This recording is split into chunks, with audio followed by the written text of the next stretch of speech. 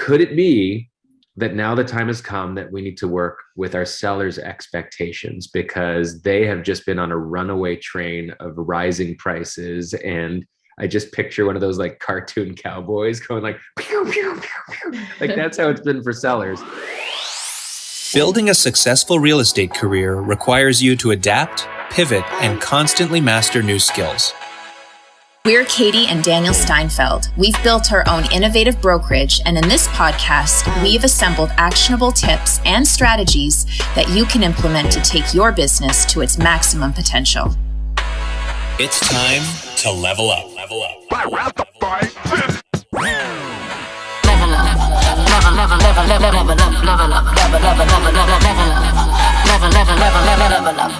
Level up.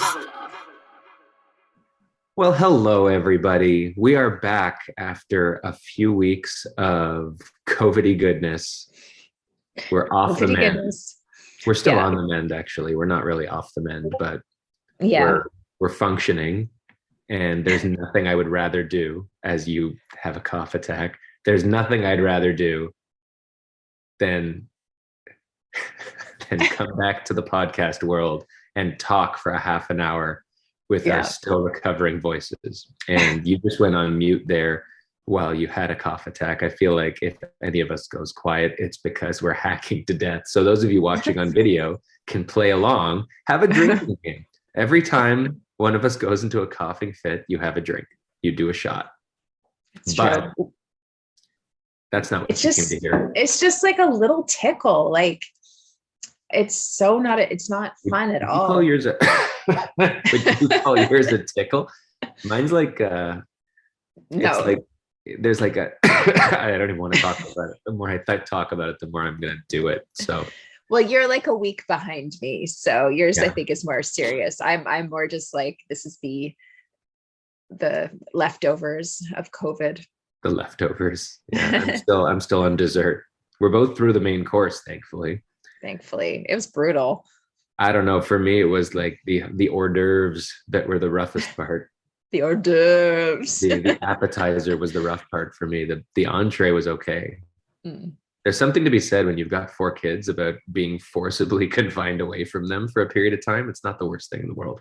No, I actually enjoyed that part. Yeah, I know. I feel like this week we've been missing what last week was for you, and I'm kind of reveling in it. It's true. But now here we are. Reality hopefully behind us. And look what happens. Look what happens. We go into COVID quarantine for 2 weeks. We come out and what? We're in a buyer's market now. Could it be? Could the entire real estate world have turned upside down over the course of a couple bouts with COVID-19? It's possible. Or I think the writing was on the wall for the last month, I would say. For like what we were seeing in terms of slowdowns and all that kind of stuff. And now we're starting to see the prices go down. Well, that's it. And I think that is what the theme behind what we're talking about today is going to be. We're going to focus on the much awaited shift in the tide when it comes to setting expectations, because for years we've been talking about, and you've all been living the challenge of managing your buyers' expectations as prices keep getting farther away, and trying to coach our buyers into being in the running and having a shot in a sea of 500 offers on a property. Could it be that now the time has come that we need to work with our sellers' expectations because they have just been on a runaway train of rising prices? And I just picture one of those like cartoon cowboys going like, pew, pew, pew, pew. Like that's how it's been for sellers. And now they've gone back into their houses. That's right. The runaway train has hit a wall, and it's not necessarily moving backwards, but I think it's it's not moving forward. It's not moving forward.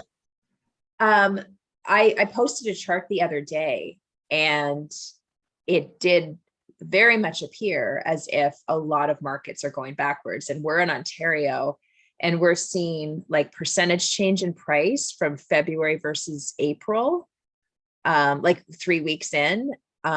Areas like Milton, Mississauga, Oshawa, Pickering, Whitby, Like all of them are down, but those ones are between 10 and 15% down price wise. So that's huge. Like, oh yeah, we're talking, you're now seeing prices that like prices back in November and December, those levels versus the craziness of February and a bit of March.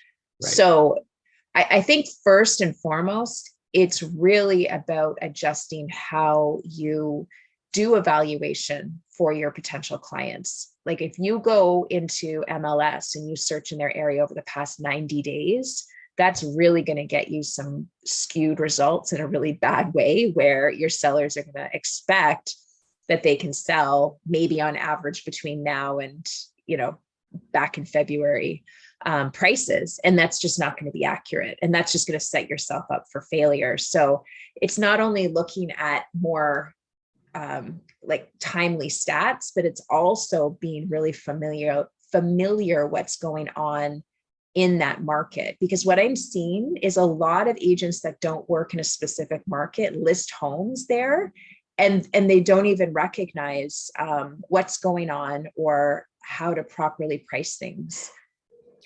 Yeah. Or set their clients' expectations, which is even like the bigger issue. Well, this is where we've been talking recently about the transition out of being order takers, which is what a lot of realtors have, through no fault of their own. They've been able to do that in an easy seller's market.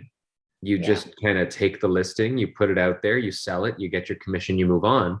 And where that might still be possible in some places now's the time where, as realtors, we cannot feed and mimic our client's narrative and just go with what they tell us, especially if it's not in your wheelhouse, like you were saying, right? So if I'm like, we're in Vaughan, if somebody were to call me, and I've got now actually a listing that's probably going to be coming out in the East End, and that individual has seen what's been happening for the last few months, not the last couple of weeks, but the last few months, when they decide to call you and say, things are amazing, prices are high, I can't wait, that's what I should get because you're such a good realtor, obviously you're going to get me that.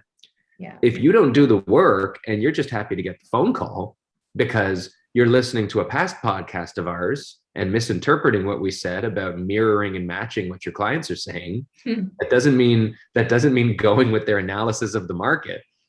If you start just saying, absolutely, things have been crazy and I can't wait to get you a lot of money, you are cruising for a bruising, mister. Cruising for a bruising. You got a hankering for a spankering. Wow. No, that's very true. And I had something else to add to that, and now I forgot what it was. I threw spankering in there and took you off. Yeah, I know, you threw me right off with that. Damn it. What was I going to say?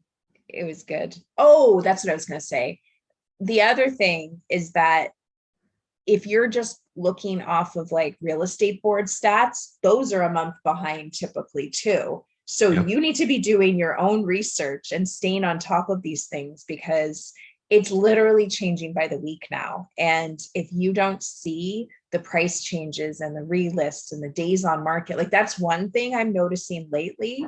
The days on market is now trending upwards. Like you started with listings coming out, not getting offers on offer date. So either price change or termination. Now we've started seeing prices go down, and now it's like this listings are staying on the market for a little bit longer. So it's all like a sign that things are slow. That's been skewing people's analysis of supply also. And I feel like I have a lot of people who don't agree with what I think here, which is fine because they're probably right. But supply is down. I agree with that. However, the stuff that's not selling remains part of the assets on market right now. It continues to feed this pot of available properties. And a lot of the available properties that are out there are available because the sellers entered into these contracts and entered into these listings with misguided expectations, and they're stuck on them, right? We talked and we've seen a lot of now offer dates that aren't selling, or things that go through the week and then relist and reprice at a much higher, here's what I actually wanted number. that is maybe in line with this straight line if it were to keep going for the last few months, but that straight line has stopped. And even if, you know, this 10% month over month trajectory were to just change to zero, forget going down, if it were just to stop, but the seller wanted it to keep going up 10% every month, they're still not going to get what they wanted, even though the price is still at an all-time high. So you've got this widening gap now between the seller's expectations, if we can't manage them, continuing to go up, and buyers' expectations that are now for the first time in a while. So where the difference lies between these sellers who are expecting it to go up and buyers who are at a minimum comfortable where it is or expecting to pay less, because now they've got this understanding that there's more out there and the market's softening and interest rates are going up and their ability to pay more is lower. You've now got this gap where something's got to give. And the truth of the matter is the buyers have been giving for the last 2 years. And now the time has come where sellers are the shoes on the other foot. And now sellers are going to need to just come to terms with the fact that they still have it pretty good, but show's over on this gravy train. And I think that we're both seeing properties that are still doing well for this market. They're presented well, they're priced right the first time, and they're selling fast at a good price, not like ridiculous crazy. But I think that's the difference. And I think if you're an agent going in and, as you said, being an order taker and saying, yeah, let's try pricing at 200,000 over what your neighbor sold for and see what happens, you're going to fall into a trap, and your clients are going to be put at a disservice because it's going to stay on the market for a while. It's going to become that stigmatized property where it's like, I've seen them. I've brought my clients to properties like this, and you look at the listing history and their prices are all over the place. It's been sitting on the market for, you know, a month or two, and you start questioning what is wrong. And to take it further, it's also the games that I noticed some agents play. Like they're trying to, I don't know what they're trying to fish for, because it's all black and white. We all know, you know, value obviously is subjective, but when you're trying to push for a price that's just never going to be able to get, you're never going to be able to get, it turns buyers agents completely off. Like they'll move on to another property if you're not going to take it seriously and you're just going to keep trying to push for more and play games and make an offer, put it on paper, but we're not going to take anywhere close to what you're offering. Like, stop wasting my time. Like, tell me you're not, you know? And this is again where you can't become just the sounding board that represents what your client wants if it's not appropriate. Right. And that's a lot of these people are doing what their client's telling them to do. And we were talking about it before we came. The other thing when it comes to our sellers' expectations, which you touched on, is that they're not equipped with the current right now information in their market. And every expectation of what we've been dealing with buyers and now with sellers is just with the stuff that they know and that they've heard, and that typically lags weeks, if not months, from what's happening right now. Right. That's the challenge we faced with buyers, was that you can't be playing catch up constantly. Right. If you're always in there at the price that was 2 weeks ago, you're just going to constantly be going up and up and up. And by the end of it all, you're 3 months in, you're $250,000 higher than you started, and you're still not where you need to be. Where if you would have spent that 2 months ago, you would have got a lot more house and been done. Right. Yeah. That's the same message that now is going to confront sellers, where if they're stuck in what they saw their neighbor sell for a month ago, they're stuck in this gap of time of whatever it is, a couple weeks or a month. It's a very short period of time. Like, this isn't stuff that's taken 4 months to develop. Like, this is in the last month, things have just really tanked. Yeah. So it's our job to be the ones who know what is right now, and tell the stories of the unfortunate situations of the places that didn't sell on offer date and are relisted at high prices. And the people who are trying to get what you're trying to get are sitting this many days on the market, and they're ultimately selling for this much less. and dealing with this much more pain and frustration and time, because that's what happens when you don't set the appropriate expectation going in, right? And setting an expectation for a seller that's lower than what maybe they want, or even lower than maybe what the market is telling you, doesn't mean you're going to get the lower number. It just means you're putting them in a position to be happy about things when it all comes together. You'll try to outdo your expectation. You're not saying, hey, we're working to this low number. You're saying, here's what the market is saying right now, and here's where I can tell you it makes sense and where we can be. Obviously, we're going to try to outdo that. But if you go at it saying, yeah, I know you want 2 million, we're going to do everything we can to get that, but the market says 1.8, setting yourself up for just angry conversations and stress. When you put it out in front right away, especially, everybody has that feeling when they come at a listing presentation, they're like, oh crap, like, I don't think we're on the same terms. I don't think, I like, you know, when you're going to start having difficult conversations with people later on in the transaction. So it's better to get ahead of it, as we always like to do, and just be like that voice of reason. And it's a hard conversation, but I guarantee you feel a lot better once you've had it, and you feel comfortable moving forward with the process of working with that particular person, because you've laid it all out there, and hopefully they've somewhat taken your advice and done what you said they should do. Well, and it's foreshadowing our next episode, but when you've got that feeling that something could go wrong, or you know that something is risky and you're really putting yourself out there without laying out all of the possible outcomes, you better believe that most likely bad situation is more possible than you think, right? Right?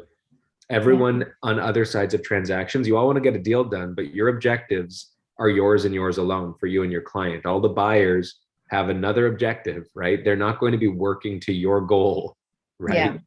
And when there's not as much competition, especially, people don't have the same incentive to go crazy and give you the number you want, right? They've got the ability to wait, and the weather's getting better, and interest rates keep getting higher, and supply is slowly ramping back up.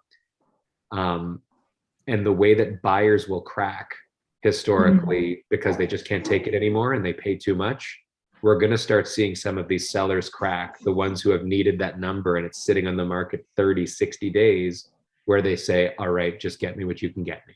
Yeah. Well, that's it. It can move down pretty quickly. Like, the desperation can escalate. And I've seen that as well, where you're looking at listings that will literally say in capital letters, motivated seller. And it is those people that have likely bought in March and figured, okay, well, I have a couple of weeks, I can put my house on the market and have it sold in a week. And now they're sitting here like, oh crap, like, I don't know what's going to happen. And those are the people that just really have to be realistic and come in with a plan that is going to sell their home quickly. Because you can, like, average days on market, like, it is going up, but it's going up because sellers are unrealistic on their price expectations right now. Any home that is priced well and in reality is still selling, from what I'm seeing in our market, within a week. Demand is still, like, demand hasn't stopped, and the number of people, all these statistics we've talked about, and the wave that's still coming, that hasn't even happened yet, is still coming. So there's not a worry about that if you're going to be realistic. But at some point, you know, this isn't, to me at least, this isn't a bubble that has burst. It's not that. This is just, reality had to set in at some point and stop this train. And it is through economic measures, through, you know, all sorts of different things. So just be the person that your seller needs you to be. Be all that you can be. Be the voice of reason. Be the level-headed professional that you are. And you're better off not taking a listing with somebody that has a crazy high price, and focus your efforts and your money, your marketing money, on places that will sell, because the seller is being realistic on their expectations. Like, just like, also keep in mind, you know, if you are paying for staging, if that's part of your services, like, if you've only got it for a month, like, if you're going to be wasting your time on a property that's overpriced by a few $100,000, like, you're going to be spending a lot of money. And so it's a business decision, and it does hurt to say no to listings, but I do think that we need to start being a little bit more real with ourselves and ask ourselves, is it better to waste our time on this, or like actually use the time for something more effective in my business? Yeah. This is part of this has to be part of your system. When we talk about listings and all that, the ability to walk away and the ability to evaluate the value of a listing to you. Yeah. There's a threshold that you can't cross. Like you just can't waste your time, and somebody else will. There's always someone who will tell the seller what they want to hear. Don't be that person if it's not the right answer, right? Yeah. You've got to be prepared to walk away, because when you're selling, even though buying is a strain on you with time and opportunity cost of the time you can waste on somebody, there are real hard costs to selling and listing, and no guarantee of revenue.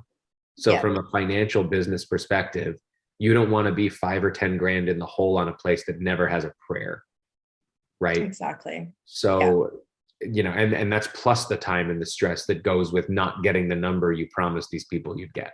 Yeah. So be smart, keep fit, and have fun. Why do we always get to that point where we say keep fit and have fun? Because the world has not seen enough Hal Johnson and Joanne McLeod in the last couple of decades. And I wonder where they are. We need a better tagline for us, but I'm okay with that. And I know we're gonna have fun. We're gonna well, the weather's getting better, so get outside. Yep. And go meet yourself. Have fun. Go meet yourself a seller. And explain to them that their house isn't worth what they think it's worth. Make that your new thing. Just make conversation with people who aren't even going to sell their house and say, hey, your house isn't worth what you think it's worth. Yeah, good idea. No, don't do that. All right. On that note, thanks guys for listening. Thank you for being patient with us as we dealt with COVID the last couple of weeks, but we are back, and Daniel's coughing up a storm, but we're both back. So thanks, and have a good week. Later.